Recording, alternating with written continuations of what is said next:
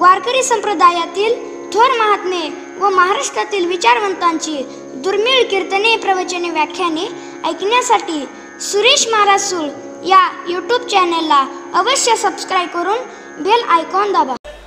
ब्रह्मानंदं परमसुखदं केवलं ज्ञानमूर्तिं द्वन्द्वातीतं गगनसदृशं तत्त्वमस्यादिलक्ष्यम्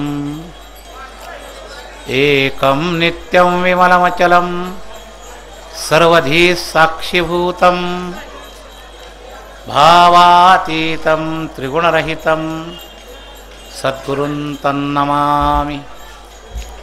मूकं करोति वाचालं पंगुं लंघयते गिरिं यत्कृपात्तमहं वन्दे परमानन्दमाधवम्. नारायणं नमस्कृत्य नरं चैव नरोत्तमं देवीं सरस्वतीं व्यासं ततो जयमुदीरयेत्. गुरुर्ब्रह्मा गुरुर्विष्णु गुरुर्देवो महेश्वरः गुरुः साक्षात् परब्रह्म तस्मै श्री गुरवे नमः. प्रपन्नपारिजाताय तोत्रवेत्रैकपाणये ज्ञानमुद्राय कृष्णाय गीतामृतदुहे नमः. वसुदेवसुतं देवं कंसचाणूरमर्दनं देवकी परमानन्दं कृष्णं वन्दे जगद्गुरुं.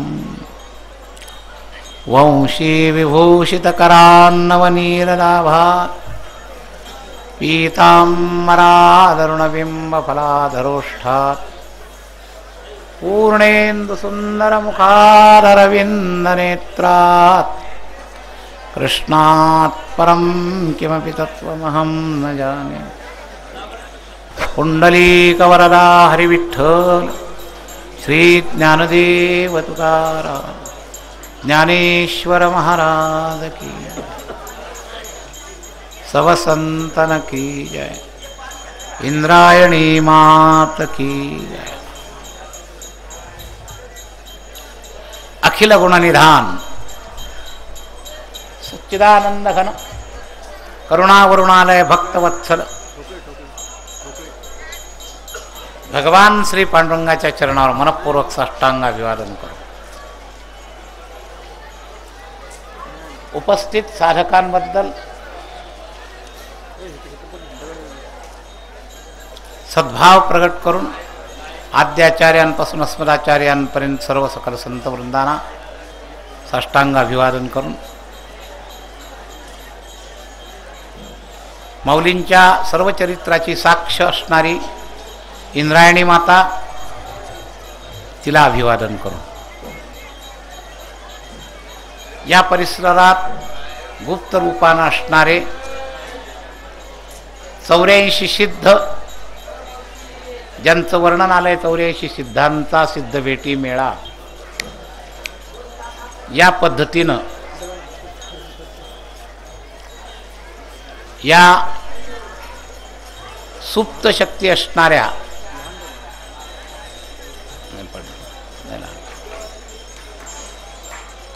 या सर्व शक्तींना पूर्वीच्या आणि आत्ता सुद्धा ज्यांनी समाधी रूपानं माऊलीनं ज्यांना आश्रय दिला असे असणारे जेवढे संत आहेत त्या सकल संतांना सुप्त रूपानं अभिषिक्त असणारे इथलचे समाधीमधले हे सगळे संत यांना साष्टांग अभिवादन करतो. आपल्या सर्व उपस्थित साधकांबद्दल सद्भाव प्रकट करू.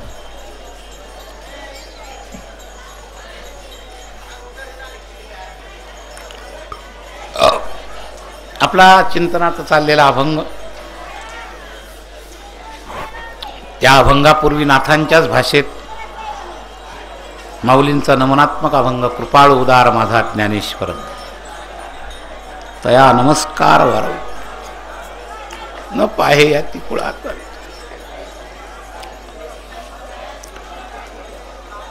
भक्त करुणा कर ज्ञानाबाई. भलतीये भावी भावे शरण जाता भेटी, पाडितसे तुटी जन्मव्याधी. ज्ञानाबाई माझी अनाथाची माय, एका जनार्दनी पाय.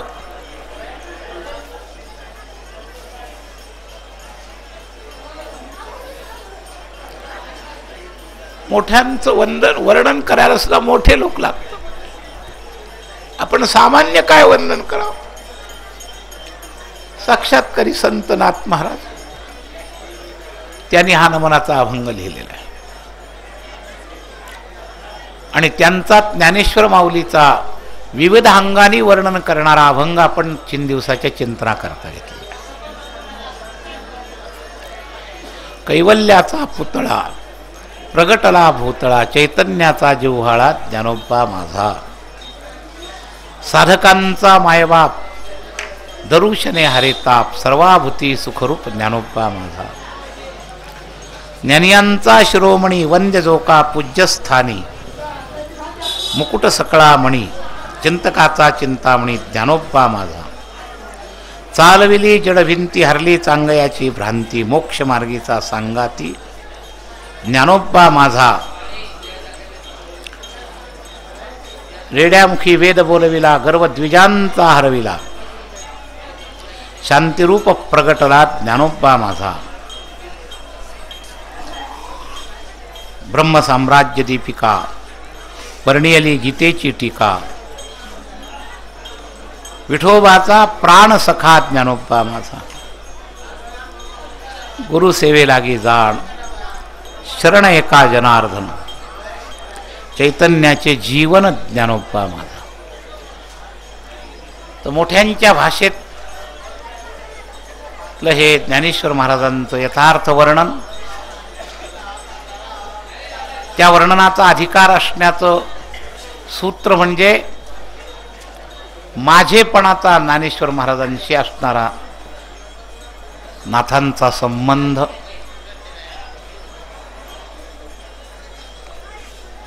मी आपल्याला काल एक छोटीशी गोष्ट सांगितली होती 2 मिनिटात की माझेपणा काय करून देतो.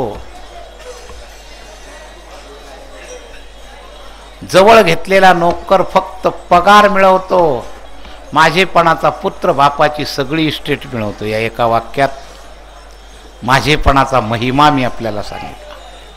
आणि म्हणूनच आमच्या समाजाची श्रद्धा आहे, ज्ञानियाचा एका नामयाचा तुका. या माझेपणाच्या श्रद्धेचा अधिकार असणारे आमचे नाथ महाराज, त्या माझेपणात त्यांना झालेलं सर्वांगीण दर्शन माऊलींचं या 7 चरणी अभंगामध्ये फार यथार्थ रूपानं प्रगट केलेलं आहे. मुळात दृष्टी जीव म्हणून नाही, म्हणून जन्म शब्द वापरला नाही, प्रगटला. जीवाचा जन्म होत असतो आणि सिद्ध संतांचं आणि देवाचं प्रगटीकरण होत असतं, म्हणून प्रगटला भूतळा असा शब्द वापरला. लक्षात घ्या. तर माऊली प्रगट झाले असं आहे. आणि म्हणूनच सामान्य माणसासारखा मृत्यू माऊलीनं स्वीकार केला नाही. 4ही भावंडांना जिवंत समाध्या, विलक्षण महाराज, मंगलमय त्यांचं गुप्त होणं 4ही भावांचं मोठं विलक्षण आहे. समाधी संजीवन. 3 भावंडांनी तर भौतिक देहाला समाधीमध्ये लीन केलं आणि चितकळेनं तर संबंध विद्युत प्रवाहामध्येच आपल्याला विलीन करून टाकले. असे हे महान दिव्य भावंड तर खरोखर ते प्रगट झाले, म्हणूनच ते गुप्त झाले इच्छा संपल्यावर, कार्य संपल्यावर. म्हणून महाराजांचा जन्म नाही, महाराज प्रगट झाले असं आहे.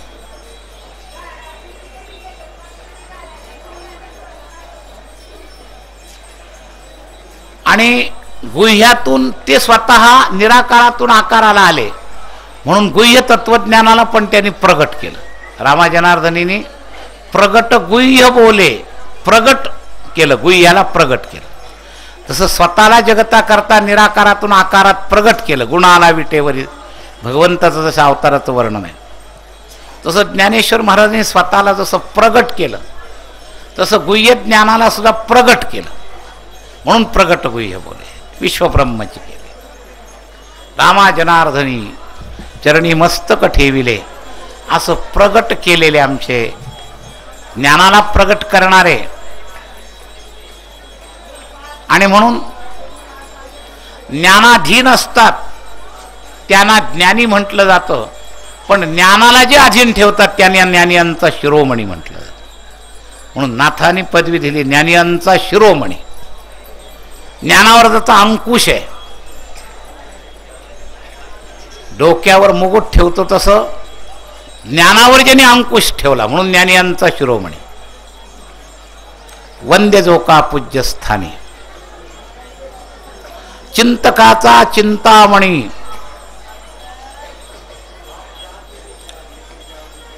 खरी उपाधी शोभते तुकोबरायांची, संत सज्जनी मांडलेले दुकान जे जया पाहिजे ते आहे रे. पूर्ण मोठं सगळ्यात होलसेल मार्केट आमच्या संबंध अध्यात्माच्या मार्केटमध्ये जे जया पाहिजे ते आहे रे याच्यातलं सर्वात होलसेल दुकान असेल तर ज्ञानेश्वर महाराज. तुम्ही जी चिंता कराल ते आहेच. चिंतकाचा चिंतामणी, चिंतन करणाऱ्याचं सगळं चिंतन पूर्ण करवण्याचं सामर्थ्य या चिंतामणीमध्ये. चिंतामणीमध्ये चिंता करणारा चिंतन करणारा थकेल, चिंता पूर्ण करणारा चिंतामणी कधी ठकत नाही, त्याच्यात काही उणीवही येत नाही. तुमची चिंता करण्याची जेवढी क्षमता आहे, शंका घेण्याची जेवढी क्षमता आहे, त्याच्या लाखोपट तुमच्या चिंतेचं उत्तर देण्याची क्षमता त्यांच्यामध्ये. म्हणून चिंतका करता तो चिंतामणी. तेव्हा ज्ञानियांचा शिरोमणी. काल आपण याच्यावर फार विचार केला नव्हता. वंद्य जो का पूज्यस्थानी, चिंतकाचा चिंतामणी ज्ञानोबा माझा. मधल्या दोन चमत्कारांचा विचार होऊन गेलेला आहे. त्याच्यातही पण काही काही गोष्टी लक्षात घ्या. तेव्हा एका विषयावर आपण चरित्रात फार चिंतन नाही केलं. गर्वद्विजांचा हरपला, पण त्या गर्वद्विजांच्या हरपण्यामध्ये आपल्या स्वतःमध्ये गर्वाला त्यांनी कुठं स्थान दिलं नाही, म्हणून शांतिरूप प्रगटला. महाराज नारद सुद्धा फेल गेले. कामाचा गर्व हरण केला, पण स्वतः ते गर्व हार झाला. म्हणून तर शंकरासमोर गर्वाने म्हणले. शंकर उलट शंकराने सांगितलं, अरे ती विष्णूला सांगू नको बरं का. अर्थ काय केला की यांना कामविजयी म्हणून एकट्याला मिरवायचंय, म्हणून मला म्हणतात ही माझी कामविजयाची कथा तू सांगू नको. कामविजयाच्या अभिमानाचा अंकुर शिल्लक राहिला. नारदाने कामावर विजय मिळवला, पण अंकुर शिल्लक राहिला. ज्ञानेश्वर महाराजांनी विद्वान ब्राह्मणांचा गर्व हरण केला, पण गर्व हरण केल्याच्या गर्वाचा अंकुर नाही राहिला. म्हणून भगवान विष्णू म्हणले की अरे हा नारद जो आहे ना, याच्यात एक छोटासा अंकुर राहिलाय म्हणे. अंकुर छोटा आहे नारदांचा, पण असं बारीक चिंतन केले महाराज रामायणातल्या एकेका शब्दामध्ये. गर्व तरु भारी, त्या मोठ्या झाडाचा तो अंकुर आहे. अंकुर लहान आहे. वडाच्या झाडाचं बी अगदी छोटं असतं, राई एवढं, पण त्याच्यातून निघणारं झाड फार मोठं असतं. महाराज आंब्याचं बी पण मोठं असतं, झाड मोठं तर बी पण मोठं, आणि वडाचं झाड सगळ्यात मोठं आणि बी सगळ्यात बारीक. पण त्या बारीक बियामध्ये मोठा वृक्ष करण्याची हिंमत आहे. त्या सामान्य लोक हे गर्वाचं बारीक बी शोधून शकत नाहीत, आणि ते जर राहिलं तर कधी त्याच्यातून वडाचं झाड निघेल सांगताच येत नाही. म्हणून तुळशीदासांनी विष्णूच्या तोंडी घातले. जेव्हा विष्णूच्या पुढं ते नारद शंकरांनी वर्ज केलेली गोष्ट दिमाखानं सांगायला लागले, मी कामविजयी कसा, तेव्हा नारद त्यांच्याबद्दल मनात भगवान विचार करतायत विष्णू की ठीक आहे सगळं, पण या भारी असणाऱ्या वडाच्या सारखं बीजासारखा बारीक अहंकार आहे, पण मोठ्या झाडाचा आहे तो. बीज बारीक आहे पण मोठ्या झाडाचा आहे. गर्व तरू भारी असं शब्द वापरले बरं का. तर तसा प्रकार सुद्धा माऊलींच्या बाबतीत नाही हे सांगण्याकरता गर्वद्विजांच्या हरविल्याच्या शेजारी सांगितलं शांतिरूप प्रगटा. त्याची कुठं प्रतिक्रिया नाही. मी द्विजांचा गर्व हरवला याची प्रतिक्रिया नाही. अतिशय नम्रता, अतिशय. लक्षात घ्या. सांगू तुम्हाला अजून एक भाग. महाराज आवेश अवतार असणाऱ्या परशुरामाचा सुद्धा हा गर्वतुर अंकुर समाप्त झाला नव्हता, म्हणून लक्ष्मणाला त्याला प्रेरित करण्याकरता त्यांना वाद घातला, त्याला मुद्दाम चिडवलं आणि तो अहंकाराने रागाच्या कळसापर्यंत नेलं परशुरामाला. रामायणातली कथा पहा. तर परशुराम चरित्र जे आहे ना, तर त्या परशुराम चरित्रामध्ये सुद्धा फक्त फरक एक आहे, अहंकाराचे प्रकार असतात. हा सत्वगुणी अहंकार आहे परशुरामाचा. रजोगुणी अहंकाराचं द्योतक आहे रावण, त्याला 31 बाण मारावे लागले. तमोगुणी अहंकाराचं द्योतक आहे कुंभकर्ण, त्याला तर बाणाने तोंड भरावं लागलं. रामाला तोंड गच्च भरून गेलं बाणाने. तेव्हा तो तमोगुणी अहंकाराचं स्वरूप असणारा रावण संपला. रजोगुणी अहंकाराचे 2 प्रतीक आहेत, एक वाली आणि एक रावण. रावणाला 31 बाण मारावे लागले, आसुरेकडचा रजोगुणी अहंकार. आणि सत्वगुणी देवाच्या अंशातला वाली, पण त्याच्यातही अहंकार होता, पण तो रजोगुणांश असल्यामुळं त्याला एकच बाण मारावा लागला. 4 उदाहरणं झाले.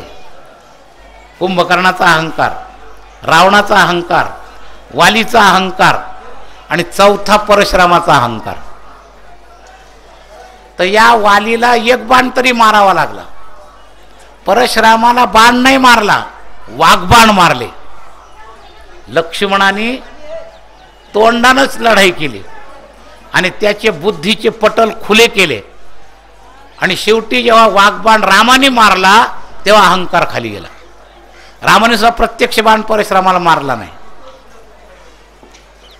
परशुरामाला वाघबाणाचे प्रहार केले. पहिली किती नम्रता, कुठं तुम्ही परशुराम, आम्ही कुठं साधे राम, आमचं काय बा, आम्ही क्षत्रिय माणसं, तुम्ही क्षत्रिय. महाराज इतक्या वेळा त्या लक्ष्मणाने जाणीव करून दिली आहे की तुमची कृती क्षत्रियसारखी, तुम्ही ब्राह्मण आहेत, हे तुम्हाला शोभत नाही. पण परशुरामाचा अहंकार असा, तू काय मला कोरा ब्राह्मण समजतो काय, निक्षत्रिय पृथ्वी 21 वेळा केली. वादविवाद चालतच राहिला. शेवटी रामचंद्रांनी नम्रतेने सांगितलं, महाराज आपण फार मोठे आहात, एवढा क्रोध कशाला करता, चूक छोटी, फोटो राग, फार मोठा तुम्ही क्रोध करताय, चुकतंय तुमचं. पण महाराज परशुरामाने अर्थ उलटा केला. म्हणला हा बाहेरून काळा आणि तू सुद्धा तसाच आहे, दिसायला गोरा आहे पण आतून काळा आहे. म्हणले तू काळा आहे पण आतून तर तुम्ही दोघंही म्हणे सारखेच आहे. एकाने थप्पड मारायचे आणि एकाने चोळायचं, माझ्याशी गोड बोलतो. असा सुंदर संवाद आहे महाराज तो काय. आणि शेवटच्या टोकावर नेल्यावर रामचंद्रांची भाषा एका वेगळ्या लेव्हलला गेली. ते म्हणले आम्ही शास्त्राप्रमाणे ब्राह्मणाच्या बाबतीत कधी शब्दसुद्धा वर उचलत नाही, शस्त्राचं काय घेऊन बसले, इतके नम्र आहेत. पण परशुरामा हे लक्षात ठेव, क्षत्रिय कुलाकरता एक नियम आहे, स्वतःहून अपराध करायचा नाही. पण कोणी जर आम्हाला युद्धाला आला, काळ आला तरी त्याच्या पुढे आम्ही पाठ सरकवत नाही, असे शब्द रामाने वापरले. आणि मग परशुरामाने विचार केला की एकही मानव काळावर विजय मिळवू शकत नाही, काळ आला तरी आम्ही पाठीमाग दाखवणार नाही. आणि मग विचार केल्यावर बुद्धीचे पट उघडले, पण तरी सुद्धा परीक्षा घ्यायची थोडीशी इच्छा राहिली. बाण मारावा नाही लागला, पण बाण मारण्याचं साधन परशुराम म्हणला, तुम्ही जर अवतार असाल तर माझ्यामध्ये आवेश झाल्यानंतर मला जे धनुष्य मिळालं त्या धनुष्यावर तुम्ही फक्त प्रत्यंच्या चढवून दाखवा तरी काम होईल. आणि त्याने आपलं धनुष्य देण्याचा विचार केला, दिलं नाही, नुसता विचार केला आणि हात घातल्याबरोबर ते धनुष्य आपोआप परशुरामाच्या खांद्यावरून रामाकडे गेलं. असा चमत्कार घडलेला. आणि मग त्याच्या बुद्धीमध्ये होती नव्हती तेवढी ती शंका समाप्त झाली आणि फार मोठी स्तुती मग परशुरामाने केली. लक्षात घ्या. तर वाग्बाण का होईना, पण अहंकाराच्या प्रतिक्रिया वाणीतून प्रगट होतात. माऊलींच्या वाणीतून कुठंही अहंकाराची प्रतिक्रिया नाही. इतका त्रास ब्राह्मणाने दिला. तुम्ही आम्ही ब्राह्मणाला नाव ठेवतो, माऊलीच्या ओवीमध्ये दाखवून द्या की त्यांनी ब्राह्मणाचा निषेध केलाय. याचं कारण शांतीरूप प्रगटला, ज्ञानोपमा, गांभीर्य. मला सहन करणं फार अवघड गोष्ट आहे. प्रतिक्रिया न करणं सोपी गोष्ट नाही. ॲक्शनची रिॲक्शन चांगल्या चांगल्यात सुद्धा होते, एखाद्याची लवकर होते, एखाद्याची उशिरा होते. पण रिॲक्शन न होणं, मला परंपरा शंकराची आहे. शंकरांकडून रिॲक्शनच झाली नाही. विवाह प्रसंगामध्ये त्या दक्ष प्रजापतीने शिव्यांचा भडीमार केला. आता शिशुपालाला तरी कृष्णाने मारलं तसंच तसं, पण दक्षाच्या बाबतीत भगवान शंकरांनी काहीच प्रतिक्रिया केली नाही. शिव्यांचा भडीमार केला अपमान करताना. तुम्ही रामायण काढा, कळेल.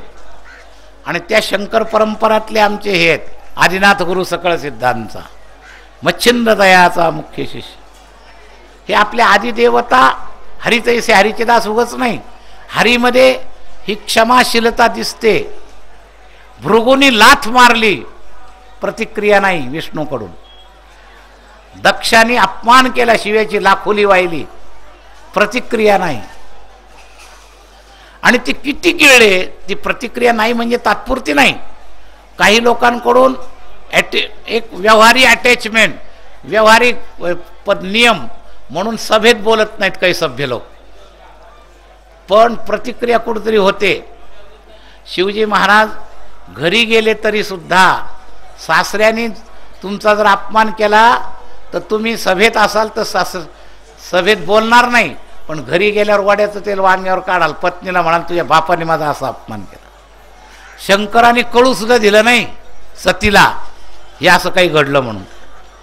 याला म्हणतात शांतिरूप प्रगटना. ही शांतिरूपाची व्याख्या सांगण्याकरता मी आपल्याला सांगतो. तर ज्ञानेश्वर महाराज म्हणजे मिळवलेली शांती नव्हती, शांती स्वरूप होते. जसं सुखरूप तसं शांतिरूप असं आहे. काल सापेक्ष शांती धारण करणं हा टप्पा झाला आणि कधीतरी त्या शांतीला बिघाड येणं आला. कधीही बिघाड आला तरी शांतिरूप नाही होऊ शकत.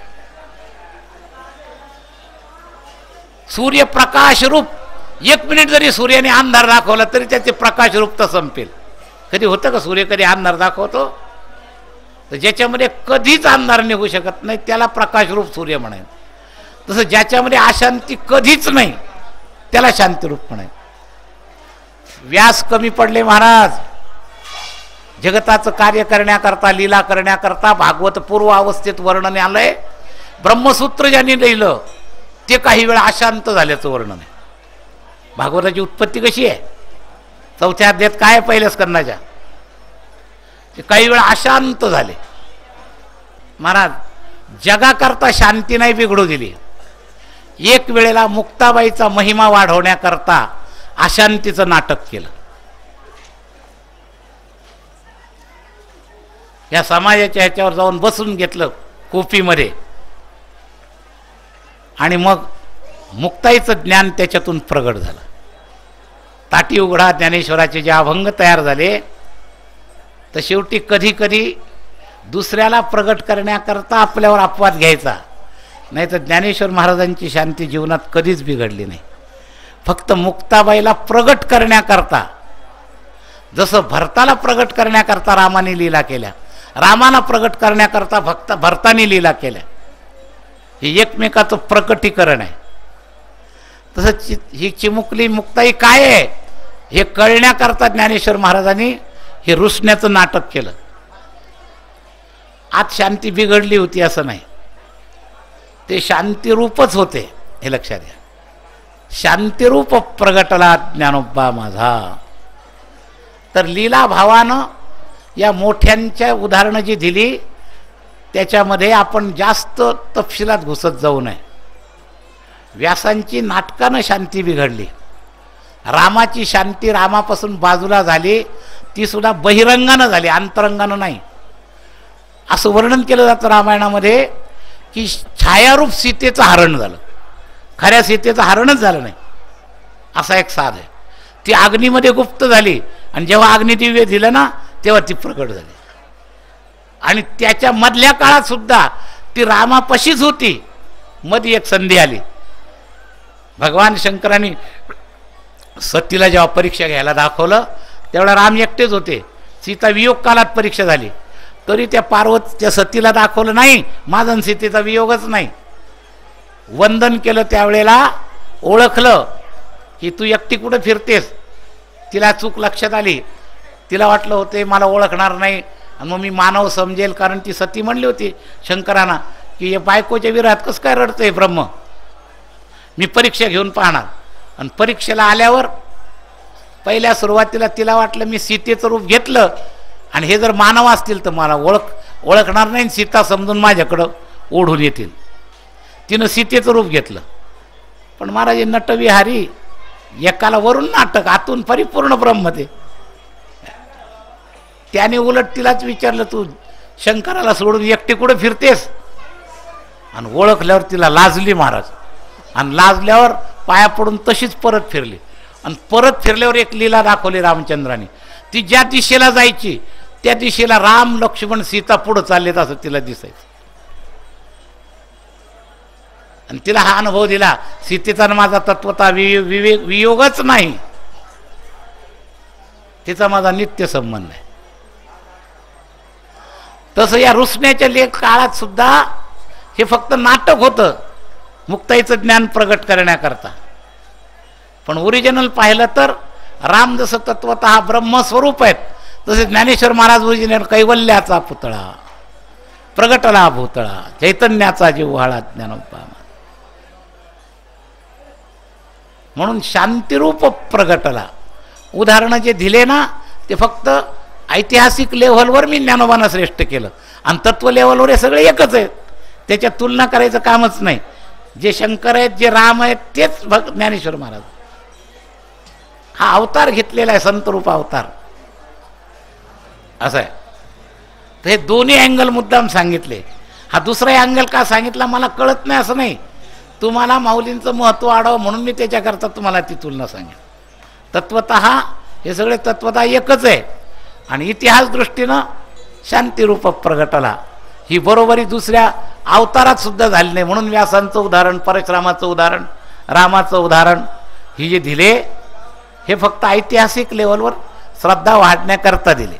आणि तत्वतः एकच आहे, तत्वतः नाही काही असं आहे. म्हणून महाराजांनी अशी कशी टीका केली तुम्ही अर्थ कळला नाही, ऐकण्यात लक्ष नाही, म्हणून तुमच्या मनात विकल्प येईल आपली बाजू गृहीत धरून. मी ज्या लेव्हलवर बोलतो त्या लेव्हलवर जर लक्ष दिलं तर घोटाळा होणार नाही काही. माऊलींचा महिमा लक्षात घ्या. शांतिरूप प्रगटला ज्ञानोबा माझा. तर ज्ञानेश्वर महाराज म्हणजे शांतिरूप आहे. महाराज अजून एक विशेषता नाथांनी सांगितली.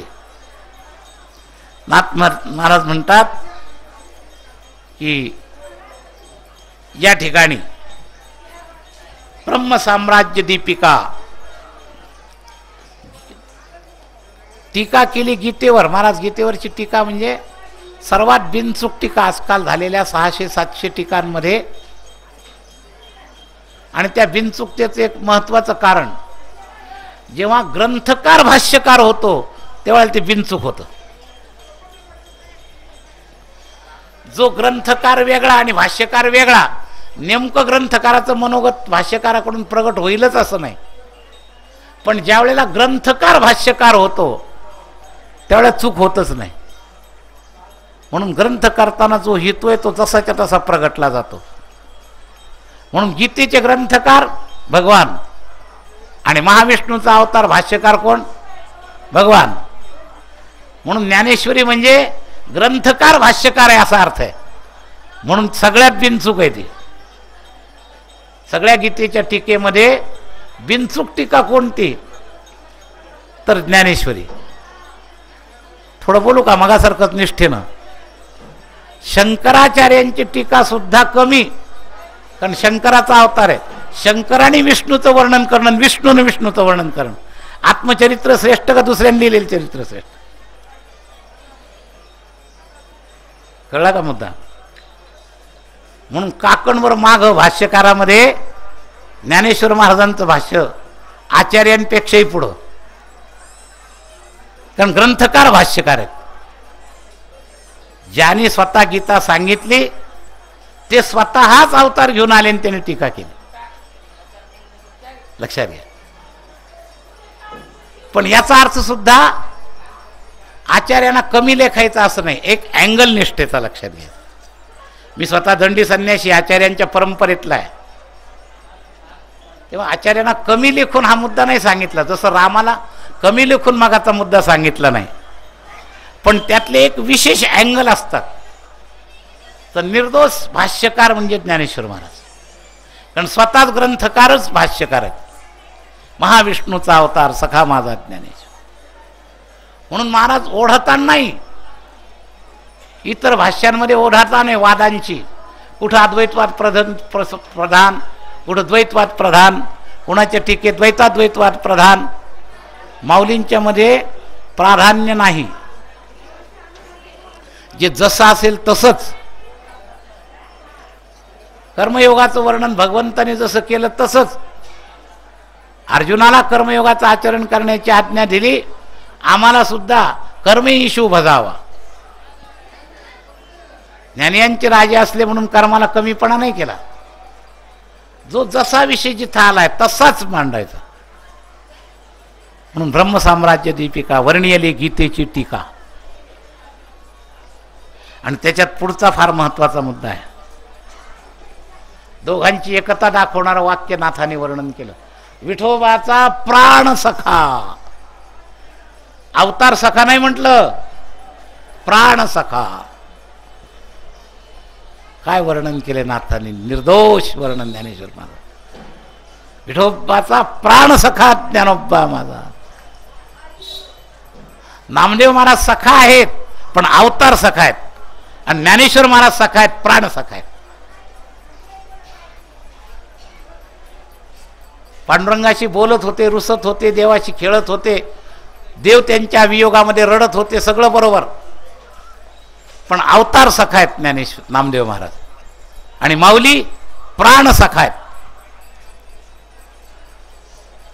विठोबाचा प्राण सखा. अवतार सख्याच्या बरोबर काही दोष घडू शकतात, म्हणून साक्षात्कार झाल्यावर सुद्धा आपल्याला गोरोबा काकांनी थापटलेलं सहन झालं नाही. आणि शेवटी सखा असून सुद्धा गोरोबाचं सर्टिफिकेट बरोबर आहे असं स्वतः पांडुरंग म्हणले. अरे गुरुकृपा नाही, तू कच्चाच आहे रे, गोरोबानी म्हणलं ते काही चुकीचं नाही. आणि मग चरित्राला वळसा दिला, विसवा चाटीकडं पाठवलं. प्राण सखा नसल्यामुळंच प्राण अनेक अवतार घेतो. अवतार प्राणाचे असतात, देहाचे नसतात. सूक्ष्म देहामध्ये आपला प्राण जातो आणि या वासनांचं सद्वासना असद्वासनांचं पुंजक घेऊन दुसऱ्या जन्मात जातो. प्राण तोच राहतो. आणि माऊली नामदेवांच्या परीक्षेमध्ये प्राण बदलल्यावर देवाला ओळखू शकले नाहीत. आणि गुरुकृपा झाल्यावर प्राण बदललेल्या कुत्र्याच्या पाठीमागं वाटी घेऊन येले, तेव्हा ते प्राण सखा झाले बरं का. तोपर्यंत फक्त अवतार सखा होते. साक्षात्कारी सुद्धा इतका थोडासा काही वेळेला मागं राहतो. तर ज्ञानेश्वर महाराजांचं वर्णन करताना वर्तन दोष कुठं काढताच येणार नाही. याचं कारण प्राण सखा, विठोबाचा प्राण सखा ज्ञानोबा माझा. काय सांगा महाराज, एक एक वर्णन जेवढं सांगू तेवढं कमीच आहे, अशी परिस्थिती आहे. तर विठोबाचा प्राण सखा ज्ञानोबा माझा. आणि महाराज देव आडले का? एवढं मोठं नामदेवाचं इच्छा नव्हती, देवाची परवानगी काढा म्हणण्याच्या पाठीमागं खरा धाव थोडासा आडसर होता. मोठे माणसं आहेत, आपल्याला तर नाही म्हणता येत नाही, स्वरानाकडून कान टोचायचे. आणि मी इतका आवडता भक्त देव मला परवानगीच देणार नाही. पण देव बुचकळ्यात पडले. अरे नामा दुसरं कोणी मागितलं असतं तर मला काही बोलता आलं असतं. आता मीच मागल्यासारखं आहे, प्राण सखा आहे, या माऊलींसमोर मला काही बोलता येत नाही रे. खरा नामदेव महाराजांचा देवाकडून परवानगी मागवण्यामागचा एक थोडासा बारीक हेतू असा होता की परस्पर काट्यानं काटा काढायचा. आपल्याला तर नाही म्हणता येत नाही, देव नाही म्हणतील आवडता मी त्यांचा असल्यामुळं, म्हणून देवाकडून परवानगी काढा म्हणले. पण प्राण सख्याचा अधिकार अवतार सख्यापेक्षा जास्त असल्यामुळं देव गप्प झाले. काही इलाज चालेल. भलेही बाह्य लिलेमध्ये निरोप देताना रडले, पण तू न्यू नको असं म्हणायची हिंमत नाही झाली. का? प्राण सखा, आपणच आपलं खंडन केल्यासारखं होईल. असं आहे. तर विठोबाचा प्राण सखा ज्ञानोबा. त्या ज्ञानोबांचा अधिकार म्हणजे फार वेगळा आहे. का स्वतः ज्ञानोबा इथपर्यंत आले? पांडुरंग इथं समाधी द्यायला का आले? प्राण सखा. असं आहे. तेव्हा फार मोठा अधिकार माऊलींचा, विठोबाचा प्राण सखा ज्ञानोबा माझा. आणि म्हणून महाराज नाथांची श्रद्धा फार मोठी होती.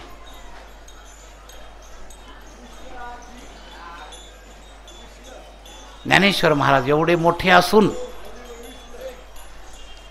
त्यांची लीनता फार जबरदस्त लीनता. महाराज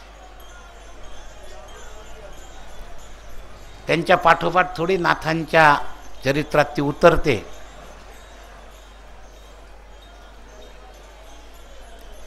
पण पहिला आदर्श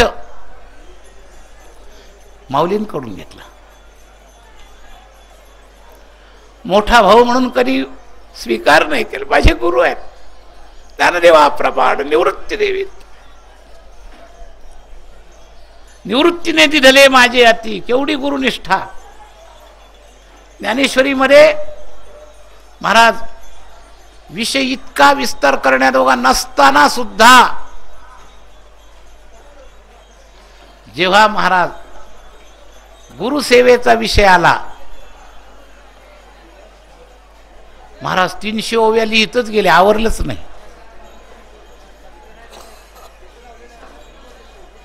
काय गुरुश्रद्धा फाट.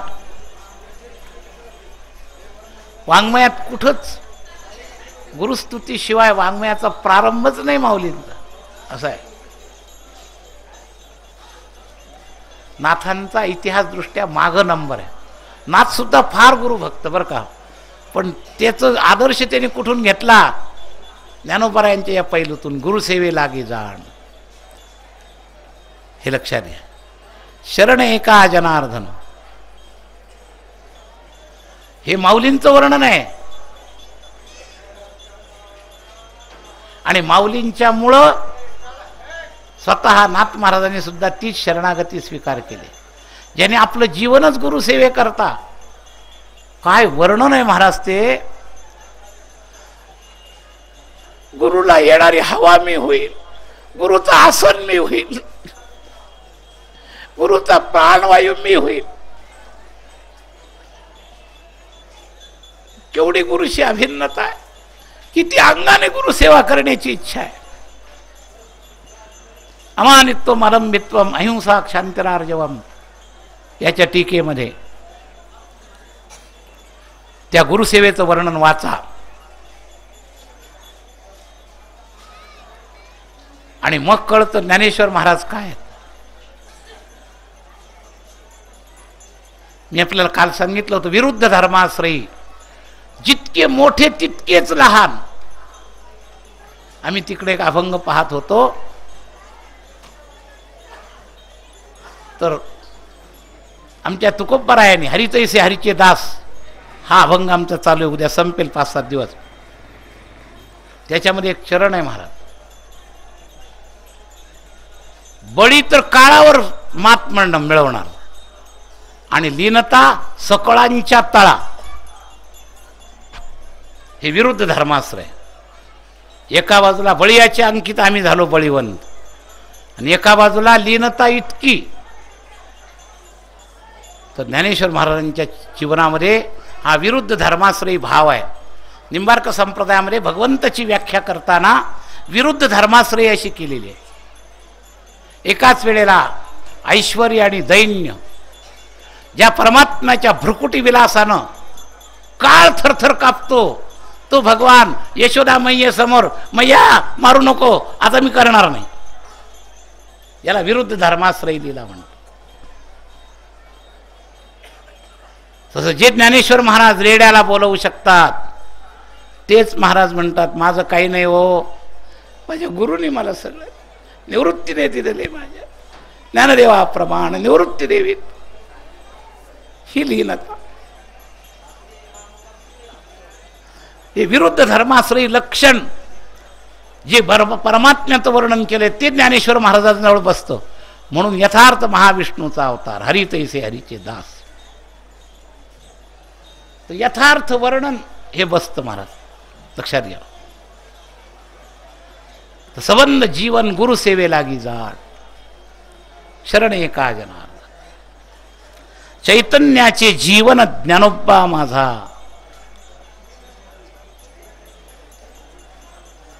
महाराज आमचं जे आत्मस्वरूप आहे त्याला हलवणारं कोणी सूत्रधार असेल तर ज्ञानेश्वर महाराज. हा जो शरण एका जनार्दन आहे, या चैतन्याचं जीवन काय आहे तर ज्ञानोबा माझा, असा अर्थ आहे. चैतन्याचे जीवन ज्ञानोबा माझा. कळसूत्रीची बाहुली स्वतः काहीच करत नाही, सूत्रधार हलवतो त्याप्रमाणे ती हलत असते. नाथ महाराज म्हणतात आम्हाला हलवणार चैतन्य कोणी असेल तर ज्ञानोबा माझा. म्हणून गुरुसेवे लागी जाण, शरण एका जनार्दन, चैतन्याचे जीवन ज्ञानोबा माझा. साधकानो, इतकं तुम्हाला नाही कळलं तरी ध्रुवपदात लक्षात घ्या, साधकांचा मायभाव. दरुशने हरेताप हे इतकं चिंतन व्हायला तर फार लेव्हल गाठावी लागेल. चैतन्याचे जीवन, माझं जीवन ज्ञानोबा आहे हे कळायला फार अभिन्नता यावी लागेल. पण कमीत कमी एवढं समजून घ्या, साधकांचा मायभाव. दरुशने हरेताप सर्वाभूती सुखरूप ज्ञानोबा माझा. बस. आम्हाला भौतिक गोष्टींचा प्रभाव होतो म्हणून चरित्र माध्यमातून बोलायचं, नाही तर तात्विक चरित्र हे खरं. जसं रेड्यामुखी वेद बोलविला यापेक्षा सुद्धा ज्ञानेश्वरीवर टीका केली हा मोठा चमत्कार आहे. पण सामान्य माणसाला रेड्यामुखी वेद बोलविला जरा विशेष वाटतं, असं आहे. तसं चैतन्याचे जीवन हे सगळ्यात फार मोठं आहे. पण आम्हाला आमच्या बुद्धीप्रमाणे जिसकी जैसी उपज है उसका बने बनाव, उसका बुरा न मानिए अधिक का असे लाव. तुमच्याकडे जेवढा संस्कार असेल, जेवढं तुमचं सर्कल असेल, जेवढ्या तुमच्या कल्पना असेल, त्यानुसारच तुम्ही त्या चरित्राकडं चांगलं वाईट पाहता. कोणावर कोणत्या गोष्टीचा प्रभाव होईल, कोणावर कोणत्या गोष्टीचा प्रभाव होईल हे काही सांगता येत, लक्षात घ्या. तर सामान्य जीवाला चमत्काराचा प्रभाव होतो. चमत्कार खोटे नसतात, चमत्कार खरे असतात. आजकाल या विज्ञानवाद्यानं महाराज या चमत्काराच्या बाबतीत फार मोठं बवंडर उठवलेलं आहे. श्रद्धा काय कळत नाही, अंधश्रद्धा निर्मूलन. चमत्कार काय कळत नाही, चमत्काराविषयी बोलतात. चमत्कार होऊ शकतात. ही जी सगुण साकार सृष्टी आहे, या सृष्टीवर अनुशासन करणारी आधिदैवी सृष्टी आहे, सगुण निराकार सृष्टी आहे. आणि तिचं फार मोठं अनुशासन या सृष्टीवर आहे. निसर्गानं दिलेल्या नियमापेक्षा फार वेगळं काही या अनुशासित सृष्टीकडून घडू शकतं. आणि संत जेव्हा सिद्ध होतात त्यावेळेला ते देहानं इथं असतात, पण त्यांचा अधिकार त्या अधिदैविक सृष्टीपर्यंत पोहोचलेला असल्यामुळं जे देव चमत्कार करू शकतात ते संत चमत्कार करू शकतात, जे तुमच्या भौतिक विज्ञानामध्ये होऊ शकत नाही. आज कितीतरी भौतिक विज्ञानाचे सिद्धांत विज्ञानाच्या सिद्धांताला मशिनरीनं बाजूला करतं. पाण्याचा नियम खाली वाहण्याचा असला तरी यंत्रानं त्याला वर खेचता येतं. तर या पद्धतीचे साध्या गोष्टीत जसा बदल करता येतो तसा अध्यात्मशक्तीच्या द्वारे विशेष गोष्टीत सुद्धा बदल करता येतो. तुम्हाला या देहातलं हृदय परिवर्तन करून माणसाचं वैज्ञानिक चमत्कार दाखवता येतो, हृदय चालू करता येतं, नकली हृदय घालता येतं. पण आमच्या संतांचा मोठा चमत्कार आहे, ते मेलेल्या माणसाला पुन्हा जिवंत करू शकतात.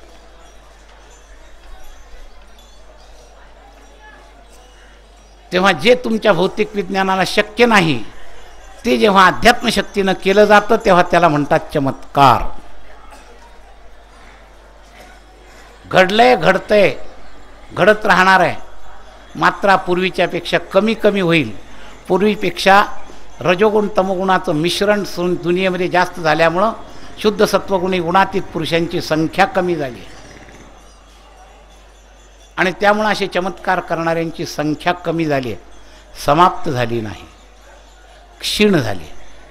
जगातली कोणतीही शक्ती क्षीण होत असते, काही वाढत असतात, समाप्त होत नसतात. चमत्कार करणारे महापुरुष संपले नाहीत, पण तुम्हाला दाखवण्याकरता ती चमत्कार करतील हे खोटं आहे. आजही संपलेले नाहीत, आहेत. चमत्कार करू शकतात, पण चमत्कार करता येतो हे वैज्ञानिक बुद्धिवाद्यांना सिद्ध करण्याकरता चमत्कार केले पाहिजे असा नियम नाही. आम्ही 5 लाख बक्षीस लावले. तुमच्या 5 लाखापेक्षा जे तुमच्या भौतिक अपेक्षेच्या पलीकडं चढलेत त्यांना तुमच्या 5 लाखाची काय किंमत आहे?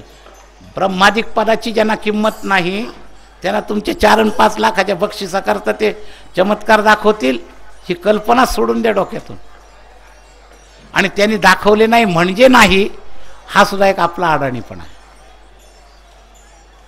चमत्कार आजही आहेत. ज्यावेळेला फार गरज वाढते त्यावेळेलाच ते दाखवले जातात. अजून फार गरज वाढली असं नाही. हे यांच्या अभिमानाने यांच्याकडून जेव्हा फार अपराध होतील त्यावेळेला चमत्कार घडतील हे लक्षात ठेवा. आपल्या सनातन धर्मामध्ये महापुरुष समाप्त झालेले नाहीत, आजही महापुरुष आहेत. आम्ही तर या पुढाऱ्यांना सांगत असतो की थोडं जपून, महात्म्यांच्या बाबतीत जरा जपून. एक वेन राजानं महात्म्यांचा उपमर्द केला आणि रथाला जोडलं. मी असं बोललो होतो एकदा, संत यात्रेचा अध्यक्ष असताना 140 संत घेऊन मी चाललो होतो सावंतवाडीला. मला एक बातमी कळाली महाराष्ट्राचा मुख्यमंत्री नगरच्या सभेमध्ये. त्यावेळेला असं बरळला की ही संत जागरण यात्रा म्हणजे ही मोकाट जनावरं फिरून राहिले म्हणा. पेपरला आलो होतं आणि आमची यात्रा त्यावेळेला सावंतवाडीला होती. पेपरमध्ये मी वाचलं. सावधानीचा इशारा म्हणून त्यांना मी त्या दिवशी 15,000 लोकांच्या सभेमध्ये इशारा दिला होता. बोलणाऱ्यानो सावधान, इतिहासाची जाण ठेवा, मर्यादेत बोला, नाही तर तुमचं मरण लवकर जवळ येईल. आणि त्यावेळेला मी इतिहास दिला होता भागवतातला. नहुष राजाने अहंकारानं इंद्रपद प्राप्त झाल्यावर इंद्राणी मिळवण्याकरता किंवा ते पाप त्याच्याकडून होतंय म्हणूनच त्या इंद्राणीला सांगितलं होतं की ऋषींची गाडी करून बसून ये, मग मी तुला वश करील असं सांग. आणि तो कामी त्या ऋषींना जोडलं त्यांनी आणि भेटीच्या उतावळमध्ये त्या सर्प म्हणला. महाराज सहनशीलतेची परिसीमा झाली आणि आतून ज्या वेळेला खरोखर परिसीमा संपली त्यावेळेला तोंडून सर्प होशील असा शाप झाला आणि तो नहुष राजा सर्प झाला. मी या मुख्यमंत्र्याला आवाहन केलं होतं, तू आम्हाला फक्त मोकाट जनावर म्हणू शकतो, पण आमचा तळतळाट लागला तर तुला जनावर व्हावं लागेल हे लक्षात ठेव. आणि 10 वर्ष त्याला कोणत्याही पदावर परत येता आलं नाही. संतांचा तळतळाट लागत असतो हे लक्षात ठेवा. त्यावेळेचा मुख्यमंत्री त्यानंतर जे खाली घसरला ते 10-12 वर्ष त्याला परत वर चढता आलं नाही. तेव्हा थोडं सावधान होऊन बोलायला पाहिजे, काही मर्यादा धरून बोलायला पाहिजे. तेव्हा ही अजून फार छोटी माणसं आहेत. विज्ञानाची फुटपट्टी अध्यात्म ज्ञानाला पोचवू शकत नाही. अध्यात्म मोजण्याची फुटपट्टी वेगळी आहे. आणि आज अंधश्रद्धावाले अंधश्रद्धेची व्याख्या करतात, जे विज्ञानात बसत नाही ती अंधश्रद्धा. तुमचं विज्ञान जगताच्या कितीतरी शक्ती मोजायला आजही अपूर्ण आहे.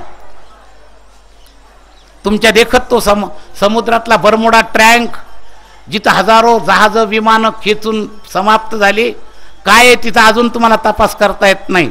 लावा तुमची विज्ञान शक्ती काय आहे.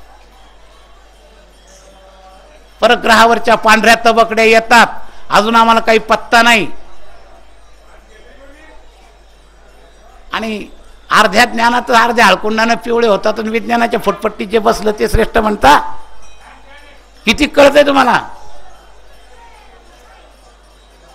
अध्यात्माची फुटपट्टी फार मोठी आहे. विज्ञानाच्या फुटपट्टीनं अध्यात्म मोजता येत नाही. आणि चमत्कार हा अध्यात्म विषयातला भाग आहे, भौतिक विज्ञानाच्या कक्षेतला भाग नाही.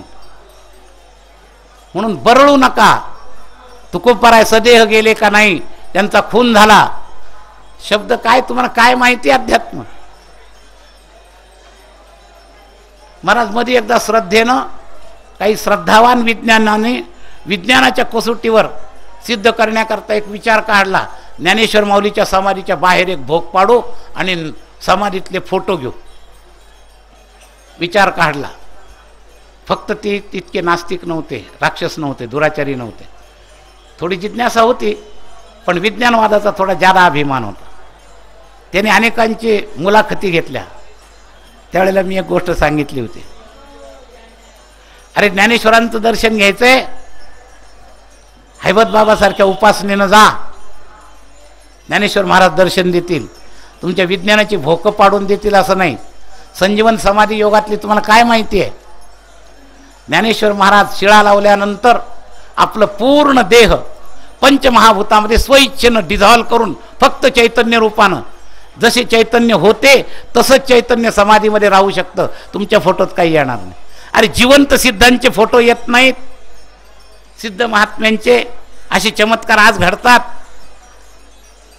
परवानगी नाही नसली, बिना परवानगीनं फोटो काढले, एकही फोटो आला नाही, अशा घटना घडतात वर्तमानकालीन महात्म्याच्या बाबतीत.